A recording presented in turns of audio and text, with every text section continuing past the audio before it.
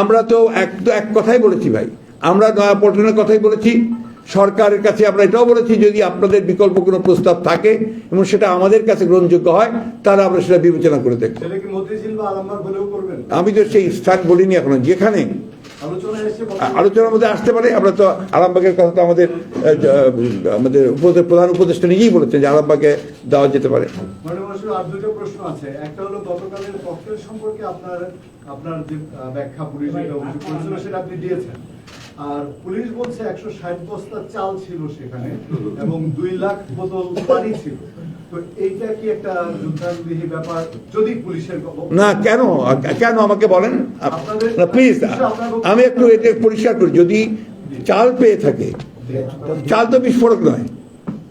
চাল কি বিস্ফোরক যুদ্ধ এই কোনো ব্যাপার না? অস্বাভাবিক নয়। কারণ হচ্ছে যে আমাদের একটা সমাবেশ হবে, আমাদের ঢাকা বিভাগের বিভিন্ন নেতা কর্মীরা সেখানে আসবেন সমাবেশে উপস্থিত হতে। এমনও তো আমি জানি না, আমি আমার নলেজেই নাই। এমনও তো হতে পারে যে সেটা আপনার দেওয়া হয়েছিল আপনার ওই সমাবেশের যারা আসবেন তাদের জন্য খিচুড়ি রান্না করার জন্য, সেটা হতে পারে।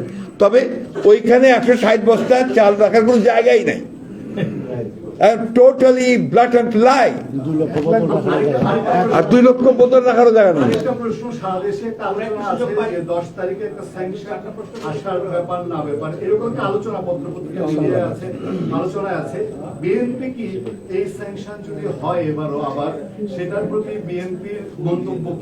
ভাই আমরা দেখেন, স্যাংশনের ব্যাপারে আমরা প্রথমেই মন্তব্য করেছি।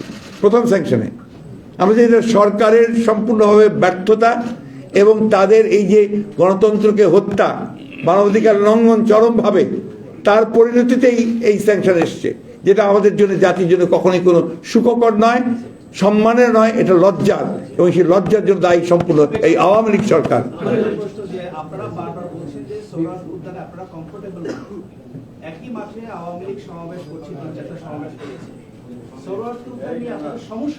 সমস্যাটা অনেকগুলো। 1 নম্বর সমস্যা যে সরারদি উদ্যানে এখন বড় সমাবেশ করার সুযোগই নাই।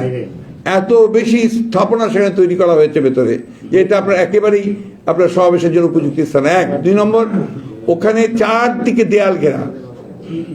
যদি কোন রকম একটা গোলযোগ বড় মিটিং সৃষ্টি হয়, স্ট্যাম্পেড হয়ে বহু লোকের মারা যাওয়ার সম্ভাবনা আছে। এবং মাত্র একটা গেট, সেই একটা গেটেও আপনার একজন করে যাওয়ার জন্য আপনার একটা লোহার আপনার দিয়ে ব্যারিকেড দিয়ে তৈরি করা আছে। এটা একেবারেই কোনো বড় সমাবেশ করার জন্য এটা উপযুক্ত স্থান নয়। আবার যেখানে আপনার চারদিকে এই আপনার দেয়াল আছে, আবার ওখানে তো আপনার আওয়ামী লীগের পরপর মিটিং হওয়াতে ওখানে আপনার সেখানে তো আপনার ওই আছে আপনার ওই বিশাল স্টেজের স্ট্রাকচার করা আছে।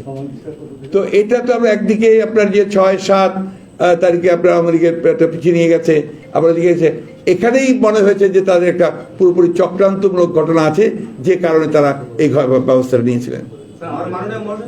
এবং সবচেয়ে বড় অভিযোগ আছে, আরেকটা অভিযোগ আছে, আমরা চিঠি দেওয়ার পরে আমাদের সঙ্গে কোনো আলোচনা না করেই তারপরের দিনই কিন্তু আমাদেরকে বরাদ্দ দিয়ে দিয়েছে। একটা মিনিমাম ব্যাপার থাকে যে আমরা সবসময় দেখে এসেছি যে রাজনৈতিক দলের সঙ্গে আলোচনা করা হয়, সেখানে এটাও এবার সেটাও করা হয়নি।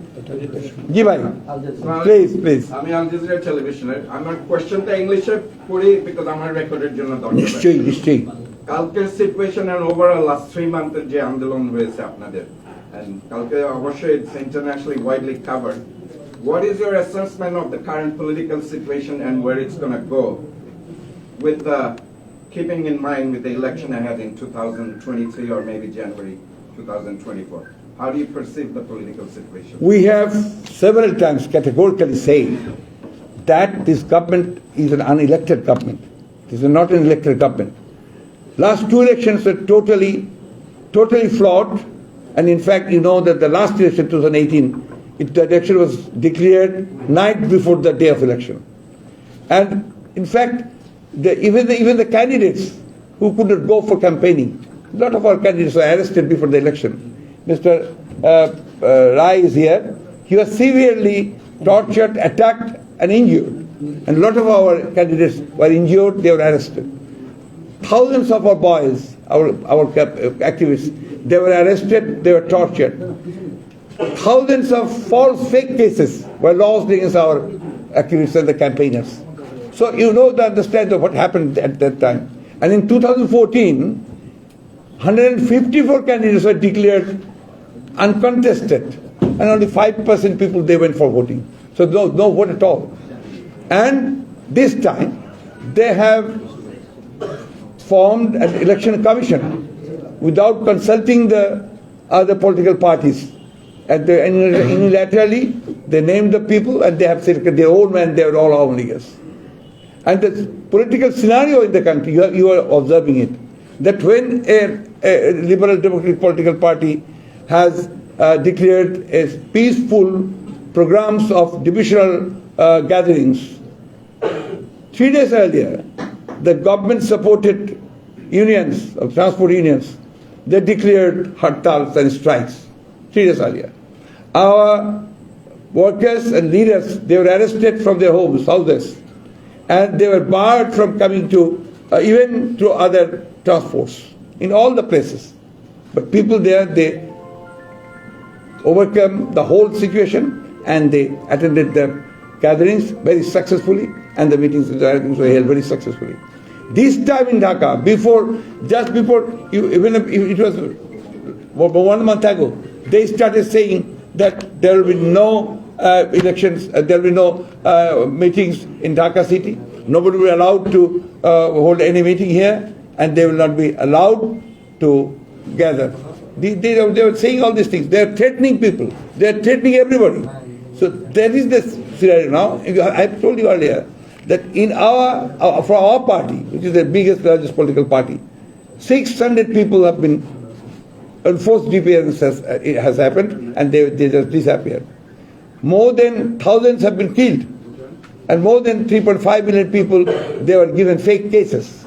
Still, today, this morning, I had been in the court with 2 cases. Mr. Mirza was also there with several cases, and these things are continuing for the last 14 years. So there is no, in fact, there is no democratic environment here. There is no democratic space. We are not being allowed to hold our processions, meetings freely. It's not. Even in the media, the media is not free. In the judiciary, the judiciary is completely controlled by the government. In fact, total authoritarianism is being held here in Bangladesh. So in Bangladesh, the crisis now is it's a authoritarian and a fascist government is ruling this country. They are violating all the provisions of the constitution. They are violating all the normal rules of democracy and not giving any space to the people. This is the whole situation here. Yes, Mr. Koshru, please. Mr. Koshru, Voice of America. Can I ask you a question which you will translate both in English and Bangla? I will speak in Bengali, most probably then in English. You know English better than me. No. You are urging the government again and again, and just I was listening to you when I was sitting on the backside, to draw all the police and other law enforcers from your office at the airport. But are you still sure that you are going to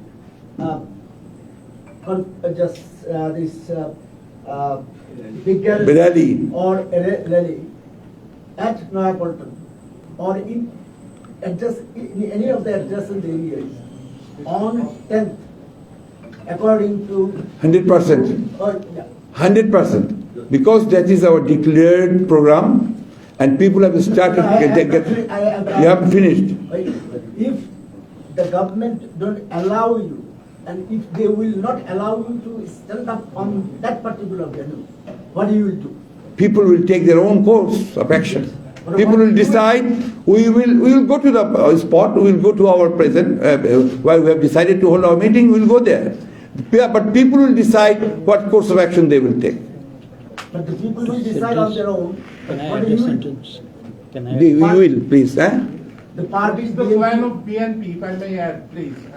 Since I'm from AFP, Mr. Secretary General, what is your plan about the rally? You say the government will take the full responsibilities if anything goes wrong. There's the responsibility of the government to safeguard the interest of the opposition political parties and the people, the citizens of this country. Are you still Would you sure? turn to your the alliance, the partner of your alliance, previous alliance? We have no alliance now. You know that we have declared that the other political parties who believe in democracy, they will be having their programs jointly. That means simultaneous programs. That is, we call it in Bengali Jugapat program. Simultaneous programs. They will do it from their own premises, from the offices.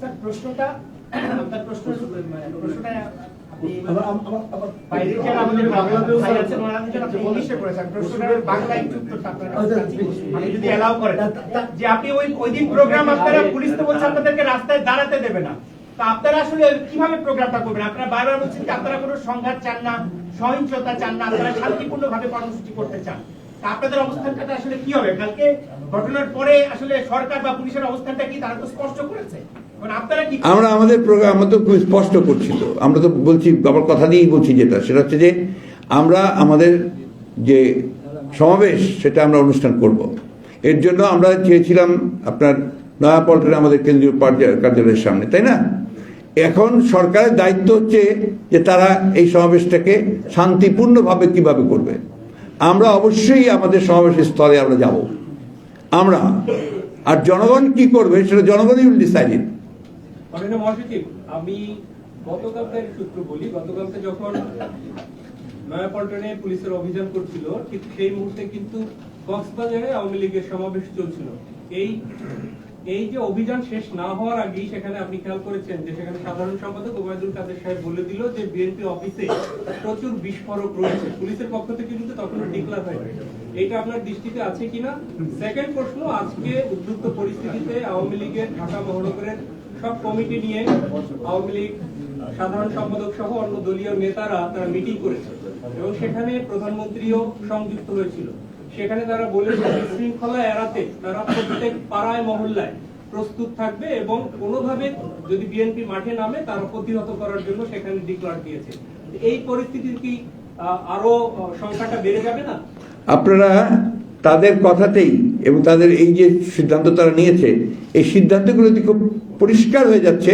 যে তারা পুরোপুরিভাবে একটা সন্ত্রাসী দল এবং গণতন্ত্রের যে মূল কথা সহনশীলতা এবং বিরোধী দলের রাজনীতিকে করতে দেওয়া যেটা আমার সংবিধান সম্মত অধিকার সেগুলোতে তারা বিশ্বাস করে না এবং তারা যে ভয় এবং ত্রাসের রাজত্ব সৃষ্টি করে দেশ পরিচালনা করছে সেটা আরো সুস্পষ্ট হয় ওবায়দুল কাদের সাহেবের কথা থেকে এবং ঢাকার ঘটনা থেকে এটা পরিষ্কার হয়ে যায় যেটা একটা অত্যন্ত পরিকল্পিত প্লট যে প্লট তৈরি করে তারা 10 ডিসেম্বরের যে শান্তিপূর্ণ সমাবেশ বিরোধী দলের বিএনপির সেটাকে তারা নস্যাৎ করতে চায় পণ্য করতে চায় এ কথা তারা প্রথম থেকেই বলে আসছেন সমস্যা হচ্ছে কি যে আওয়ামী লীগকে বারবার এই কথাগুলো বলেছি আওয়ামী লীগ একটা দল যে দলের দুটো বিষয় আছে একটা হচ্ছে আপনার তাদের অন্তর্নিহিত যে চারিত্রিক বৈশিষ্ট্যের মধ্যে আছে একটা হচ্ছে সন্ত্রাস আরেকটা হচ্ছে দুর্নীতি এই দুটো জিনিস তাদের মজ্জাগত শুধু সন্ত্রাস না করে তারা রাজনীতি করতে পারে না আর আপনার দুর্নীতি না করলে তারা রাষ্ট্র পরিচালনা করতে পারে না এটাই হচ্ছে মূল কথা আরে ভাই এখন শেষ তো কথা কি ডাবলু আপনারা বলতেছেন সরকারের পদত্যাগ করতে সরকার অবৈধ আপনাদের দলের এমপি আছে 6 জন আপনার পিছনে একজন বসা আছে তাহলে কি হয়েছে এরা সংসদে কেন আমরা সংসদে সিদ্ধান্ত নিয়েছি দল সেজন্য গেছি আর আমার সিদ্ধান্ত ঘোষণা করে বলেছি তো আমরা তো যখন যাই সিদ্ধান্ত নিয়েই গেছি তারা এসে যাবেন আপনার পার্লামেন্টে যাবেন সেটাও আমরা সিদ্ধান্ত নিয়েছি এটা আমাদের দলের দলীয় সিদ্ধান্ত মাননীয় মহাসচিব 160 বস্তা চাল 1 লাখ বোতল পানি এবং বিএনপি বসে যাবে 2 লাখ বিএনপি বসে যাবে এই ধরনের প্রচারণাটা এখনো চলছে এই বিষয়টা একটু ক্লিয়ার করবেন আমরা এই প্রচারণা করতে আমরা খুব বেশি গুরুত্ব দিই না কেন জানেন জনগণ এই প্রচারণা বিশ্বাস করে না আমাদের কনসার্ন হচ্ছে জনগণ এগুলো বিশ্বাস জনগণ খুব ভালো করে বুঝে গেছে যে আওয়ামী লীগ একটা মিথ্যাবাদী মিথ্যাচার করা আপনার দল এবং তারা এই মিথ্যাচার করে, ভুল প্রতারণা করে, মানুষকে ভুল বুঝিয়ে যেমন উন্নয়ন বিভ্রম সৃষ্টি করেছে, তেমনি একইভাবে এখন আপনার এই গণতন্ত্র বিভ্রম, আপনার রাজনীতি বিভ্রম শুরু করেছে। এটা ছাড়া তারা টিকতে পারে না।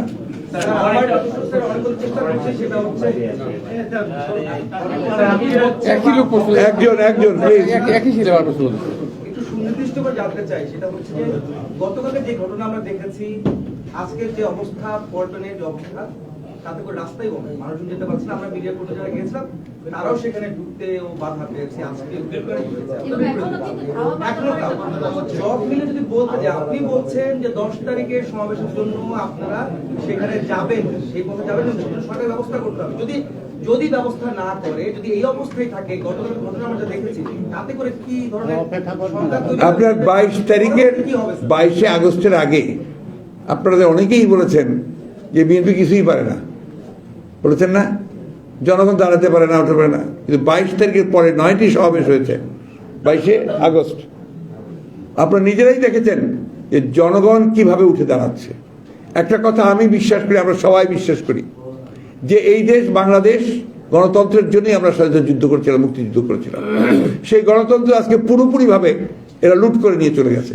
সেটাকে ফিরে পাওয়ার জন্য গণজন ফিরে দাঁড়াচ্ছে, জনগণ ফিরে উঠছে, নদী সাঁতরে পার হচ্ছে, ভেলা পাল্টে নদী পার হচ্ছে, 100 মাইল সাইকেলে হেঁটে চিরামুড়ি গুড় নিয়ে তারা সমাবেশগুলো উপস্থিত হয়েছে। অপেক্ষা করুন, ঢাকায় যা দেখবেন তা আপনারা নিজেরা সচক্ষে দেখবেন।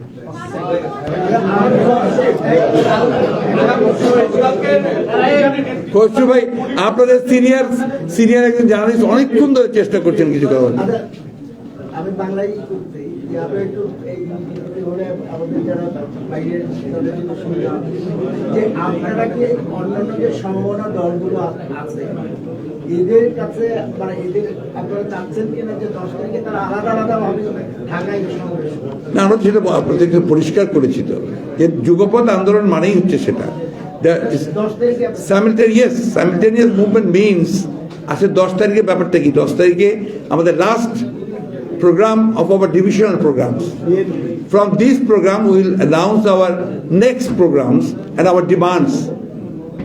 Demand for the resignation of the Prime Minister, demand for the abolition of this parliament, demand for form a neutral caretaker government during the election period. That will be the other things will be our demands. So from then on, our new programs will come and we will go for a movement in the next way. আপনি কি যেন বলতে যাচ্ছিলেন? আচ্ছা, বলেন শোনা যাবে।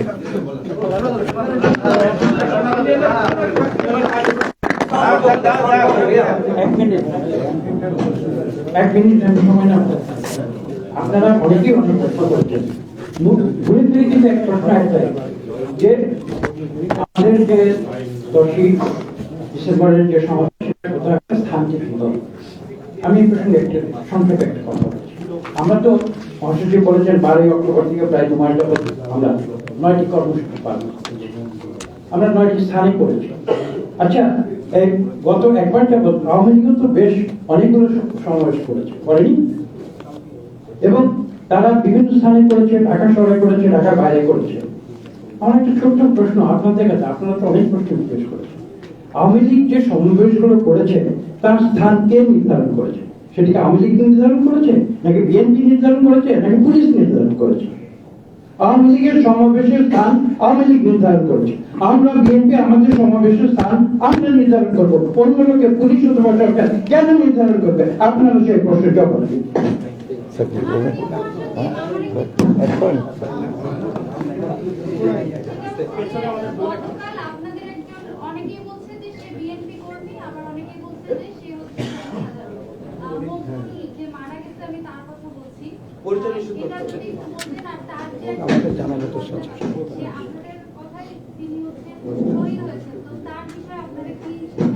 শহীদদের সে ব্যাপারে কোনো সন্দেহ নেই, তাকে যেভাবে হত্যা করা হয়েছে সেটা শহীদের মর্যাদা সে পাবে।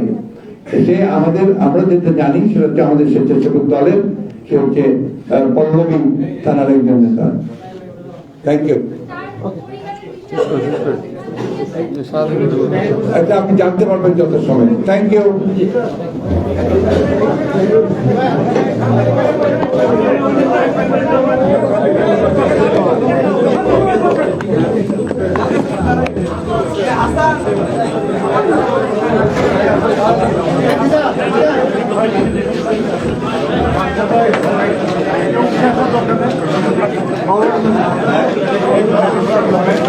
Thank you.